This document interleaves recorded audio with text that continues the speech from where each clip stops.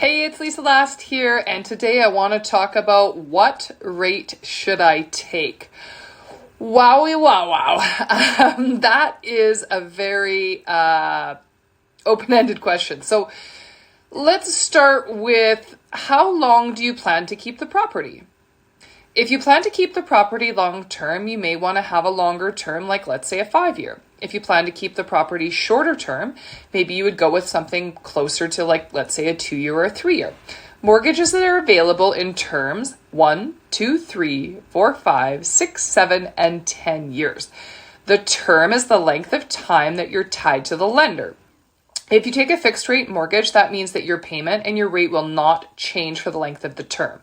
If you take a variable rate mortgage, the discount that the lender is giving you off of prime rate will not change for the time of the mortgage. Of course, with a variable rate, your payment will change every time Bank of Canada changes the rate, unless you have a particular mortgage where it does not. So having said that, my goal for 2025 when I'm helping people make a decision on rate is this. I give you all the information, you make the decision, I get you the mortgage. So here's the deal. Lots of clients right now are taking a 3-year fixed. They're doing that in hopes that in a couple of years rates will be lower. They could also be higher. We don't have very many people taking the 1-year because it's really high. Otherwise, we might. 2 years, still a little weird to people, but the odd clients taking it. A 4-year is a real weird one because they're typically used for employees that have a 4-year contract, like RCMP or military. 5-year is the peanut butter and jelly of the mortgage world, and that's the one that everybody has always taken. I have a big chunk of clients taking the 5-year fixed. Half of them say, please don't contact me unless you're wishing me a happy birthday. Mortgages suck. The other half are taking the 5-year and saying, hey, in a couple years, if rates go down and the penalty's low enough, call me. We'll remortgage. We'll go somewhere else. We'll get a better rate. And I don't have anybody taking a 6, 7, or a 10-year right now just because the rates are quite a bit higher.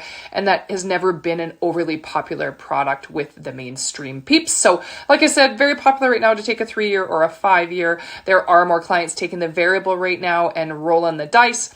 A variable rate mortgage consumer is somebody very quickly who is not A-type typically. They can handle rolling with the punches. They're a gambler. They like the casino. They can handle if the payment goes up or down in financial stability.